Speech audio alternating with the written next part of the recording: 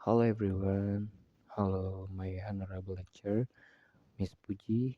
And today I will present a topic in sociolinguistics entitled language context. This presentation will explain what language context is, why it is important in sociolinguistics, the relevant theories and examples from real life case and academic student.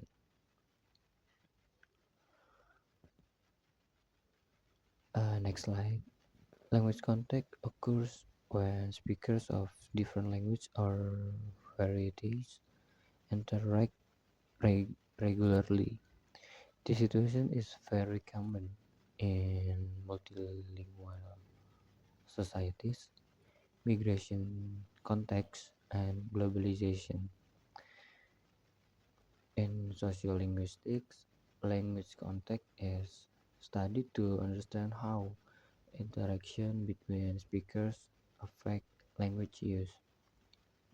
Next slide.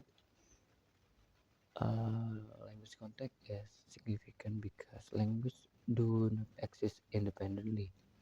Context can cause changes in vocabulary, pronunciation, and grammar.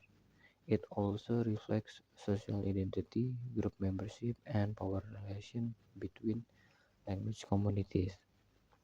For the next slide,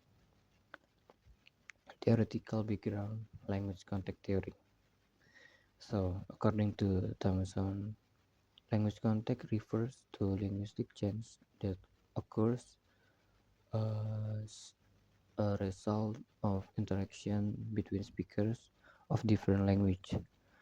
Importantly, these changes are influenced by social, political, and historical conditions, not only linguistic structure.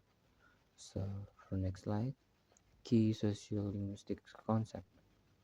Several sociolinguistics concepts are closely related to language context. This include bilingualism and multilingualism, where speakers use more than one language, as well as code switching, borrowing, and the development of pidgin and Creole language. For next slide, code switching. Code switching occurs when speakers alternate between two or more languages in a single conversation or even within a sentence. Research shows that code switching is systematic and serves functions such as expressing identity, solidarity, or adapting to context. So, for the next slide, borrowing. What is the borrowing? Borrowing is another major outcome of language contact.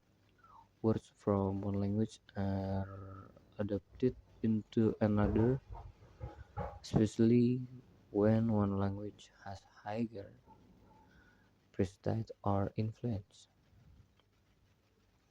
Over time, this borrowed word might become fully integrated. So, the next slide. Case study from journal article. Um, in her research, Thomason shows that language contact outcomes depend heavily on social dominance and prestige. Language associated with power are more likely to influence others through borrowing and structural change. So, next slide, real life examples. So, the point number first, English Indonesian mixings. It is like in South Jakarta, people mostly use English Indonesian mixing like gue literally like that.